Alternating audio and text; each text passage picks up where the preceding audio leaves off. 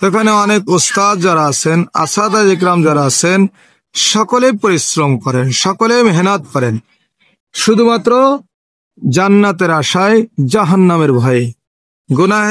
গুনাহের ভয়ে, নেকির আশায় এই প্রতিষ্ঠান করা হয়েছে। এবং এই প্রতিষ্ঠান থেকে যেন গুনাহমুক্ত জীবন গড়তে পারে সকল ছাত্র, ওস্তাদ যারা আছে, সকলে যেন গুনাহমুক্ত জীবন গড়ে জান্নাতে যাওয়ার মতন উপযোগী হতে পারে। এজন্য আপনারা সকলে যেভাবে দান ধ্যান করেন, যেভাবে সহযোগিতা করেন, সকলের কাছে আমাদের একটাই দাবি, একটাই কামনা থাকবে, এই প্রতিষ্ঠানকে আপনারা আল্লাহ তাআলার জন্য,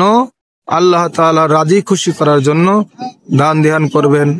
এর পিছনে মেহনত করবেন, এদের পিছনে লেগে থাকবেন, এদের খেদমত করতে থাকবেন কিয়ামত পর্যন্ত। আল্লাহ পাক রব্বুল আলামিন আমাদের যাদেরকে সুযোগ দান করেছে